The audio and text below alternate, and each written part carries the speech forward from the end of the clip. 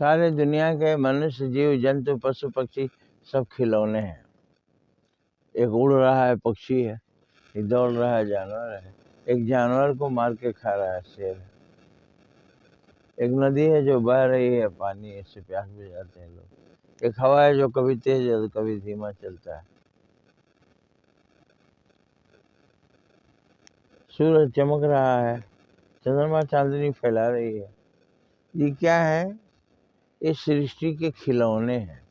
जैसे किसी हॉल में हजारों खिलौने सजे हुए हों, जब उसमें करंट पास किया जाता है तो खिलौना काम कर जाता है। जैसे सामने नगाड़ा बांध करके करंट आया कि वो शुरू हो गया बजाना। एक बिच्छू है मरा पड़ा है, उसमें करंट आ गया, पूंछ उठा के चल दिया, मुँह काटने उठने के लिए सर्प फन फैला के चल दिया। तो सारे दुनिया जो चल रही है, इसमें वही करंट है, वही करंट परमात्मा का है आत्मा के रूप में। जिस प्राणी में आत्मा आ जाती है वो शरीर काम करने लगता है, पक्षी उड़ने लगता है, चींटी रेंगने लगती है, आदमी मुंह खुला के खाने लगता है, कोई आदमी प्रवचन देने लगता है। तो सारा सृष्टि क्या है? खिलौने से भरा हुआ है।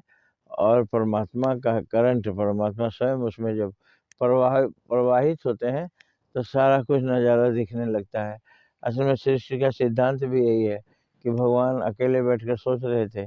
अगर मन में सोचे कि अगर यहाँ बहुत कुछ एक्टिविटीज होती रहती तो मैं भी देखता, मेरा भी समय कटता।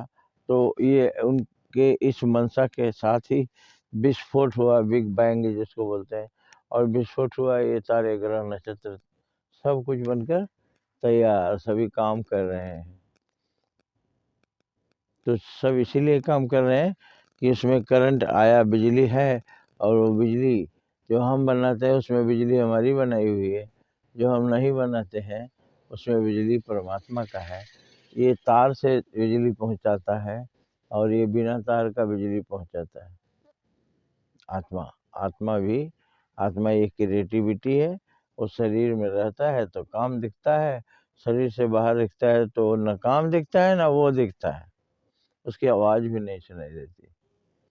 इसलिए विश्व को, संसार को ईश्वरमय मानिए और ये मानिए कि उनको कौन नचा रहा है। सबई नचावत राम गोसाई, नाचत नर मरकट की नाई।